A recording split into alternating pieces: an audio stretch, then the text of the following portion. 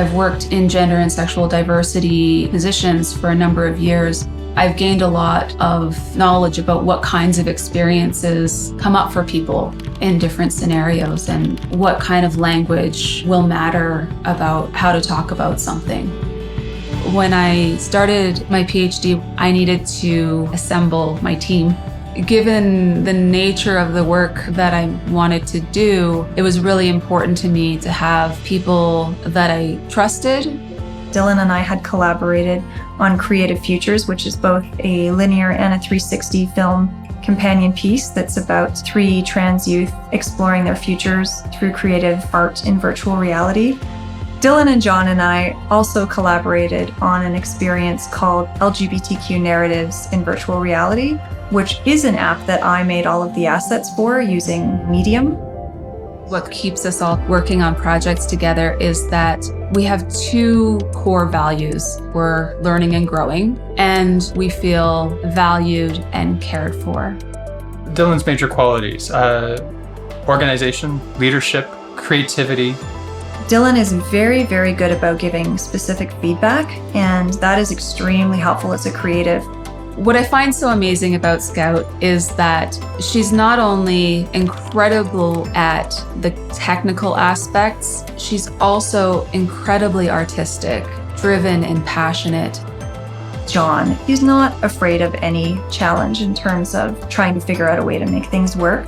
What makes him unique is that his approach is not just to come up with a technical solution.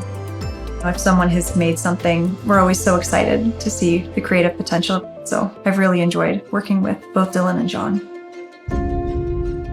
Mementorium takes the user through the memories of someone who has been marginalized. And it's not just a one-time thing that this happens. That marginalization has shaped this whole person's life. The main character is going through many different phases of growth in the game, but by the end of the experience, the character identifies as a non-binary person. We've tried to make it broad enough that anyone of any gender or any background can try the app.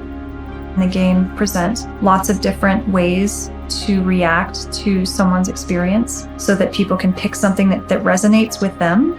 I think that will really allow people to, even if they haven't experienced that marginalization themselves, consider how they might react. And I think that's very powerful as a learning tool. Each object is associated with a particular memory, and when that memory pops up, you'll kind of go through the character's development of thinking around a particular incident.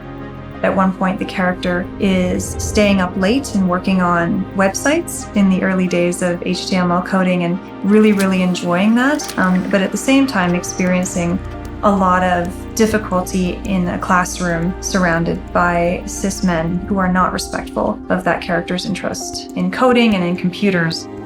One of the lines talks about uniqueness and how it needs to be valued. But if uniqueness is never recognized, how can it be valued? What was really neat to watch is when Dylan was working on the narrative for this piece, there is so much thought put into stages of development. When I started to look back at different moments, what would these aspects of marginalization look like in elementary school or in middle school or high school or going into post-secondary?